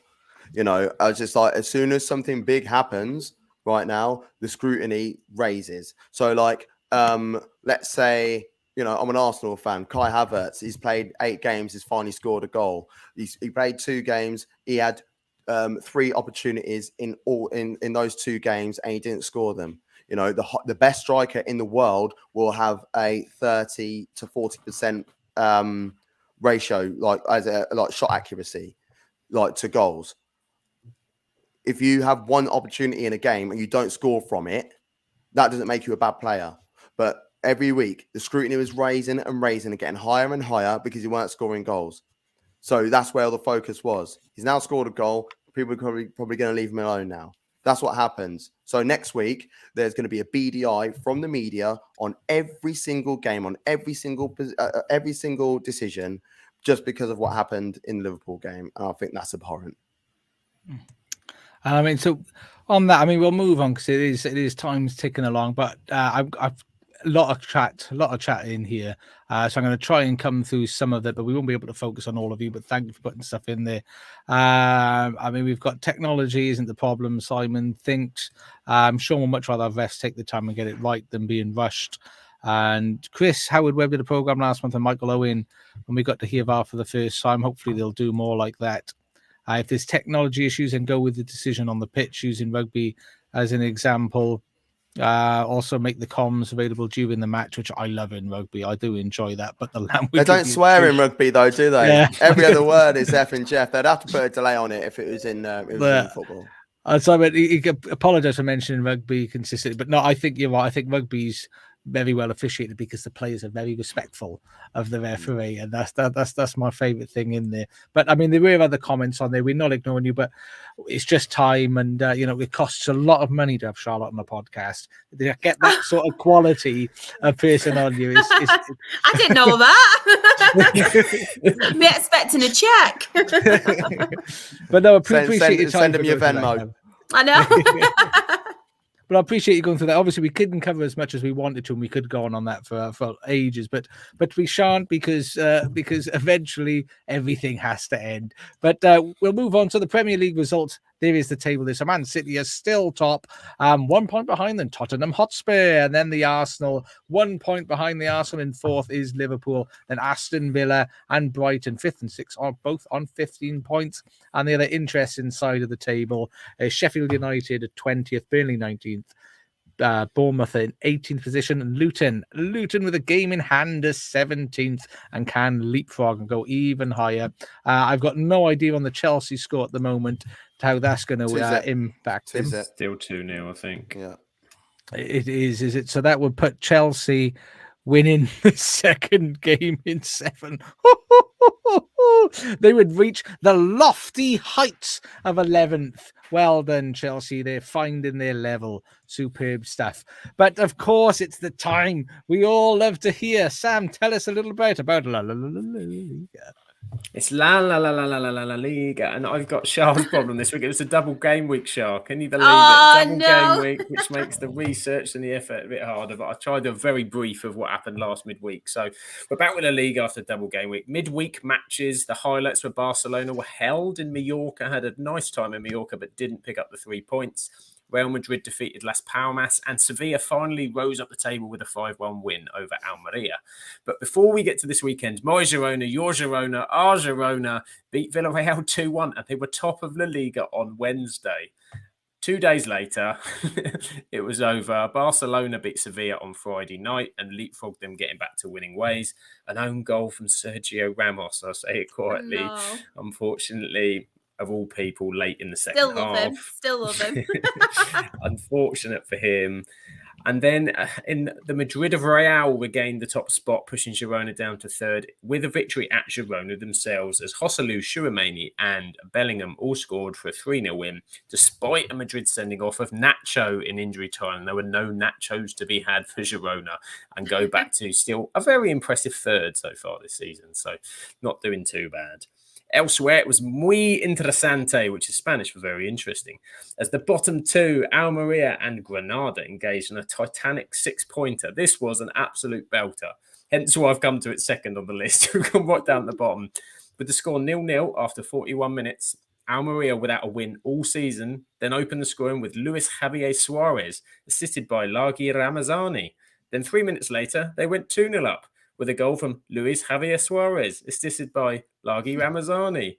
And unbelievably, on the stroke of half-time, they got a third hat-trick from Luis Javier Suarez. And the assist came from Lagi Ramazani. A hat-trick of goals and assists in 4 minutes to put Almeria 3-0 up.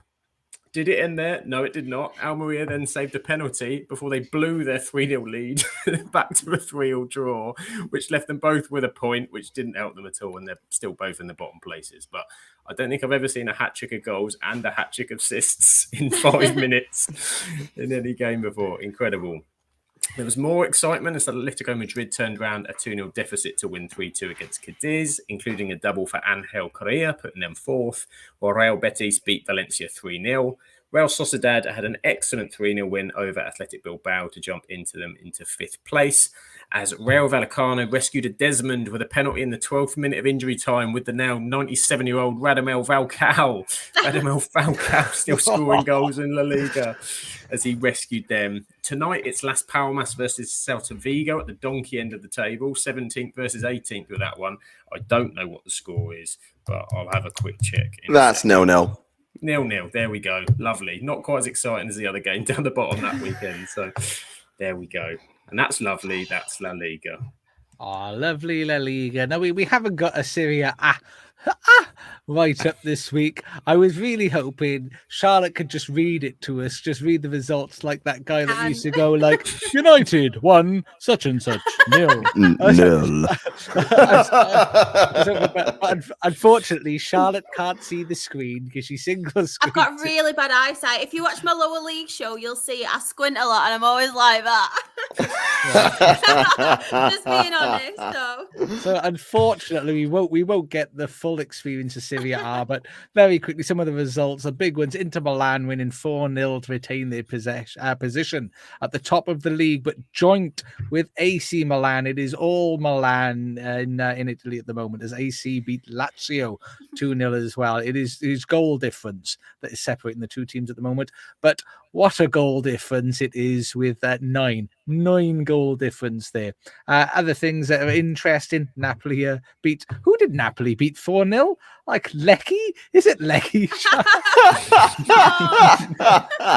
I love Charlotte. Charlotte is my favorite person ever here. They did Lecce, lost 4-0 to Napoli. So Napoli are third, still not flying on the highs of last season. But I don't know all the details of what was going on there. There's teams whose names I cannot say, but Cagliari in 20th, Empoli in 19th, and the team Gav, who's in 18th position? Cagliari and Salernitana. Salernitana, they are. That's you need to cover this more often for us. Well, when Palermo finally get back to the big time, I'll do the write up for Serie A. How's that? I don't know how it'll be. It might be next season. It might be in 15 years' time. We don't know. We've got City money now. Who cares? But that's all we've got for Serie A, I'm afraid, this week. And next, Shah, you can give us the SPL, where it's been interesting. I can do this because I'm Northern, so I can do this. So I'm going to start off in a random order, but I'm going to start off with Rangers 1, Aberdeen 3, because there's some big news. Stephen Davis will now lead as interim manager because Rangers have parted company with manager Michael Beale. The club announced that. Beale, who was appointed in November 2022, I had to look at that properly then. I know it said 22. Departs following Saturday's 3-1 home loss to Aberdeen. It was actually Rangers' third defeat in 7 league matches this season, so they've not been off to a good start at all. Scott Wright was also sent off for the home side after 2 yellow cards. Stefan Gartenmann, Jamie McGrath and Jack McKenzie scored for Aberdeen, so they now go up to 7th, and Rangers are still in 3rd spot, but they are 7 points off Celtic, so not looking good for them at the minute. Imagine being 7 points off top when you're sacking your manager. They weren't doing very well. I think the European qualifiers as well. Didn't they lose them? No, they got absolutely smashed by PSV, didn't they? Yeah. Yeah, they're in the Europa League now. So. Yeah, really struggling. But yeah, there was late drama in the Motherwell Celtic game. It was a goalless up until the 87th minute when Celtic's Lewis Palmer thought he nicked all 3 points. But then Blair Spittle equalised for Motherwell in the 90+5th minute. So they were all happy, Motherwell fans. They thought, nice one, we've got a point against Celtic. But then heartbreak struck when Matthew O'Reilly sealed the win with a 90+7 minute winner for Celtic. I know, they are still top on 19 points. Motherwell are 5th. Well, all the Motherwell fans ran on the pitch, didn't they? They were giving it last. The fans they were like, yeah, come on, who are you? Lol. And then heartbreak. You'd be absolutely gutted, wouldn't you? You'd be so embarrassed. And then 6th place Hibs and 9th place Dundee shared a point after a goalless draw. Not got much to talk about on them games. Kilmarnock versus St Mirren and St Johnstone versus Livingston also drew 1 apiece in their games. St Mirren are still 2nd, 4 points behind Celtic, and St Johnstone are still bottom of the SPL, unfortunately. And then last but not least, Hearts won away at Ross County, and he'll say Rochdale. Everyone does. Thanks to an Alan Forrest goal. Hearts go 4th after that win, and Ross County are now 11th. That's pretty much everything.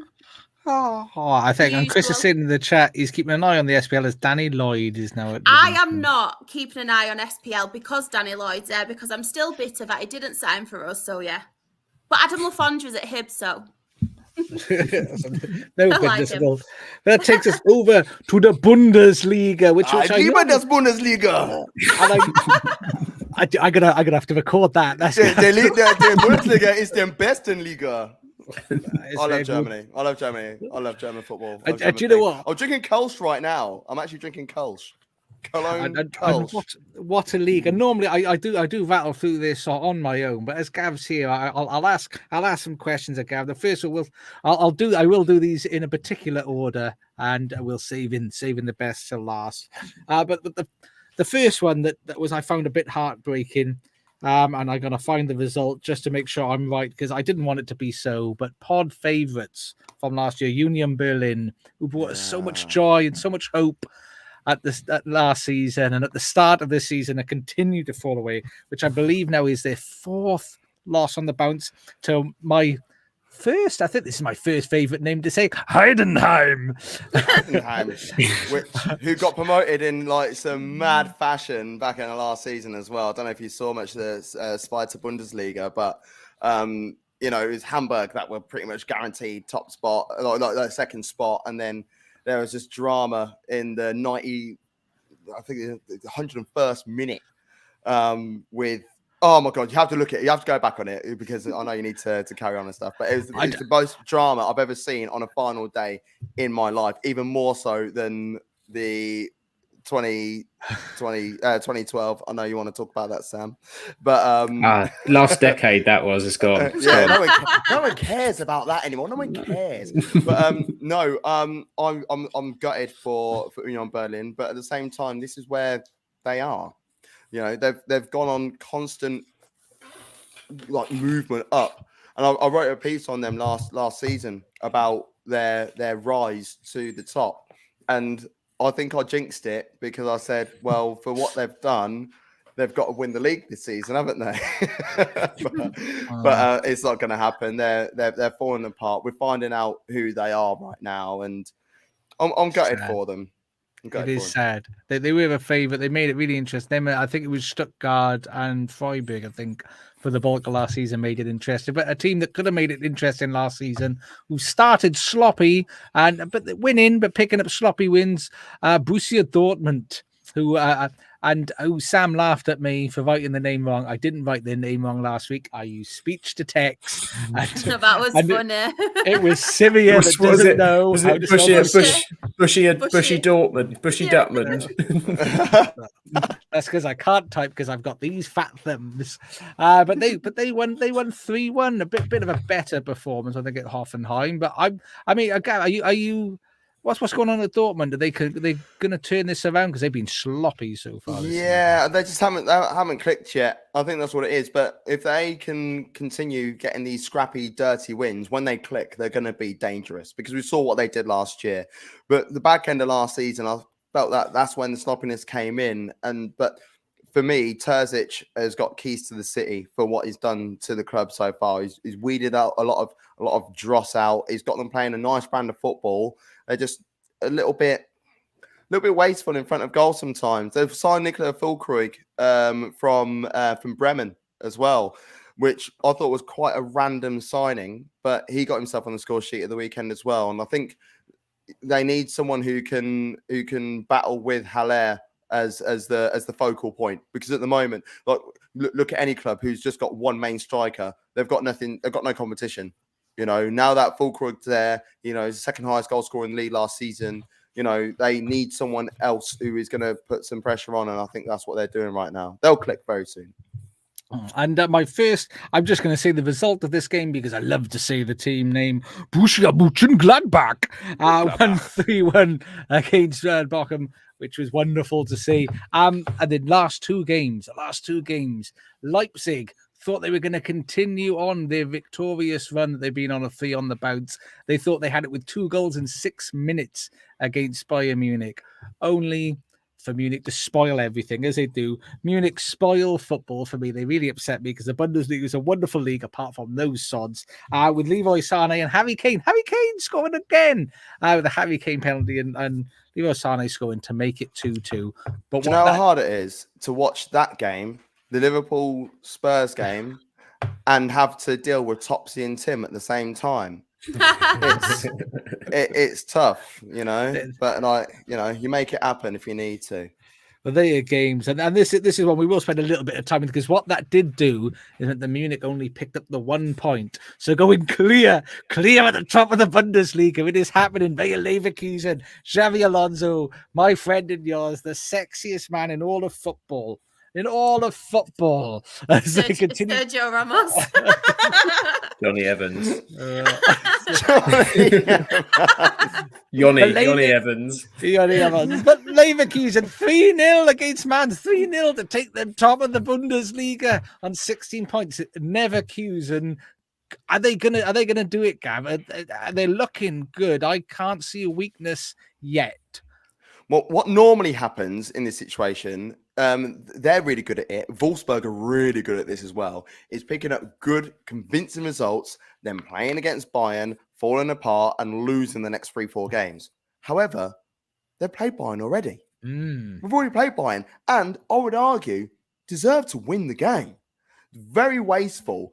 That could have been, if someone said, if that game finished 5-2 to Leverkusen, I don't think anyone would have had any complaints.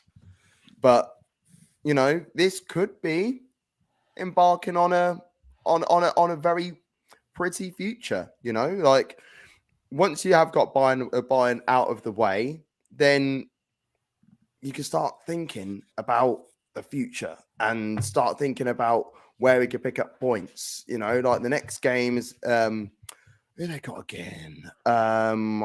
Is it Freiburg they got next? Can't remember who they got next. Oh no, Köln at home. I couldn't remember if it was before or after the international break. This is a local derby, but this is at the Bayer Arena, and you know, a win there could, 1, put a statement out, and 2, just set them up for after everything. After the international break. What normally happens as well with Leverkusen, after the first break, they capitulate a little bit, but they've got a relatively decent run in up until the winter break. So even if they're not top at Christmas, but within like 3-4 points, I would say top 4 is in the bag, and then why not try and go get it done? I think Tuchel's going to get sacked before Christmas, though. I know. On a side note, on Bayern, I agree, because Tuchel talks too much. Oh, I love him, me. I like Tommy Tuchel. He keeps saying things like, we're playing well, but then we stop or whatever. I'm like, yeah. So why are you stopping? You know, because you're the manager. You know, Hansi Flick didn't allow that to happen, and nor did Nagelsmann. I'm still baffled as to why they sacked Nagelsmann anyway. Yeah. But like, Tuchel is not getting them playing regularly enough. I saw the interview with Archie. Is it Archie Rind? Can't remember his last name properly, but like he's over there in Germany doing bits.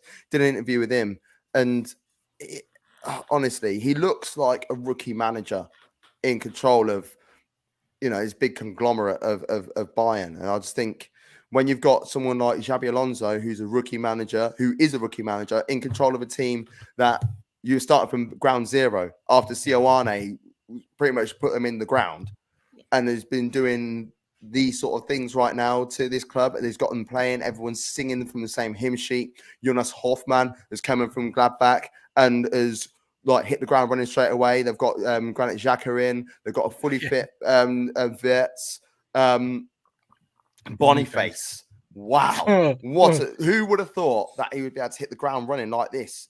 Honestly, they're such a joy to watch. I can't wait to get back out there and see him again. Yeah, no, we do. I love Leverkusen. I'm thoroughly enjoying another exciting start to the Bundesliga as last season. Hopefully though, this one may continue. What's Stuttgart doing up there, by the way? Stuttgart, I know they're under the radar. They survived on the last day of this. They survived the relegation playoff, and now Girassi is literally just slapping goals left, right, and centre. Sorry, I know I'm talking too much. I'm fully aware of it. But the funny thing I just wanted to add is that Oliver Kahn said to the hierarchy at Bayern that we haven't got Lewandowski anymore. We didn't really do all that with Choupo-Moting in the middle. We need to go out and get a striker. Harry Kane is going to cost north of 100 million. Why don't you go get Girassi? And he got laughed out. Now, how many goals has Girassi scored this season? And how many important goals has he scored this season? He's 10 last season, wasn't it? I know he was 10 last week. I don't know where he is this week now. He's got like 11 goals, I think, in the Bundesliga now. He's killing it right now. It is super, and that's what makes the Bundesliga such an exciting league. And that is so mean. Oliver can't. But the Eredivisie, I mean, because of time, we're not going to focus massively on here. Obviously, the big stories are still Ajax at 15th. They are dangerously close to the relegation playoffs. Obviously, 2 games in hand, however, because, that little issue with having a game suspended intentionally by the fans, putting them behind. But they are still sitting in 15th. PSV are at the top. Ahmed Ahmar in second, 20 in third. And Feyenoord in fourth, and Excelsior in fifth.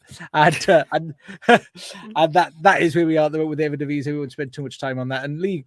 Where did PSG? I haven't even looked at this. Have PSG played? They drew with Clermont. Christ. And PSG at 5th. We're all very, very happy that PSG, who it's just, Gav, I don't like PSG because they've spoiled League for me. They've absolutely wrecked that league entirely. Otherwise, I think last season we actually cut them off the top of the league and it made it much more interesting. I used to do that on my Bundesliga show with Bayern. See, the league is really good, apart from Bayern winning all the time. The quality is great, and I think the Liga and the quality is good enough. The games that I see, and why is there so many like top players that end up going on to other clubs around Europe get lauded so much when they've come from Lille or Montpellier or whatever, So, but respect to Ligue 1, but PSG. Exactly. And I'm not on my own, but Sammy did such a good job of it last week. Do you want to talk us through let's go through the top 6 and the bottom 3 in Ligue 1, because I loved your pronunciation. Well, which one are we getting wrong? You've got Monaco, you've got Brest, of course, simply the Brest. They're up there. Stade Reims, isn't it? Stade Reims. Rem. There we go. Nice. It's Nice to be Nice. They're in 4th. PSG and Lille. No, I know. Lily Taylor. And then at the bottom we've got Lorient. We've got Clermont. Is that Lyon at the bottom? What's happening there? Yeah. Wow. Oh, yeah. They lost 2-0 to Reims. I know, very, very upsetting for Lyon there. That is Ligue 1, and that is our show. We are done. It was absolutely fantastic. Thank you ever so much, everybody, for sticking around. I apologize for running longer, but I think it was some good topics. Really appreciate you, Gav, dropping in and giving us your insight there. And if anybody does want to follow Gav, which you should do if you're willing to have sensible Discord, where can they find you, Gav? Just find me on Twitter or Instagram at GavMac23, GAVMACK23. I moan about football. I talk about the Kansas City Chiefs, and I talk about my darts as well. So as well as football stuff. So we'll catch up on darts afterwards. And Sam, where can people find you, Sam? You can find me at Up the FM Ducks on all the socials, doing bits on Twitter or X or whatever we're calling it, on TikTok. And I just started getting in. I've bought my first football game for the first couple of years. I'm back on the FC trail. So check out my Twitter for my first power shot from 30 yards where I managed to hit the corner flag, which was more accurate and impressive than hitting the top corner in my eyes. So far, it's been an incredible success. But Up the FM Ducks if you want to follow me. Sensational. And Charlotte, everybody wants to follow Charlotte. Everybody should. And again, you could be nice. It's nice to be nice. There's no need to be an arsehole. Where can the nice people find you, Charlotte? It's many nice people. No, I'm joking, by the way, everyone. I am most active on Twitter, Instagram, and TikTok. I am SharXRAFC. You can catch my Rochdale Her Game 2 stuff. That's Rochdale HGT. And I'm also live here on Thursday night, 8:30, with Absolutely Lower League. It is a double game week, so it will probably be a long one. I'm hoping Rochdale win tomorrow, but who knows? But I'll still be here anyway. And it's me, Anne, Claire, and Nick this week. So that's where you can find me. Fantastic. And make sure you do check that out. And thank you to everybody for following the Absolutely Lower League and for all of your views here. And of course, we do ask you, please, if you're watching live on YouTube now, if you're not watching live on YouTube now and you're just watching at some point, please subscribe to the channel. It doesn't cost you a penny, but it makes us smile. And we send lovely messages to each other of encouragement and support, getting all excited every time we just get one of you who subscribe. It is so important to us. So please do that. And you can find us at Absolute Ball Pod on Twitter, at Absolute Football Podcast on YouTube and on Twitch, and on TikTok we are Absolute Football Pod because of character count, and Instagram and Threads is Absolute Football Podcast _ and the Absolute Football Podcast on Facebook. And of course, we're here live Mondays at 8 p.m. and then on all the audio platforms the following day. Check them all out and make sure you catch us on Thursdays. It is Thursdays. That's right. That's the day. Spelled correctly at 8:30 p.m. live on YouTube and Twitch. Thank you ever so much, everybody, for coming, and thank you for a fantastic chat as well, for all of your comments. We really appreciate it. And again, thank you, Gav, for joining us. Hope you all have a lovely time, and TTFN and ta-ta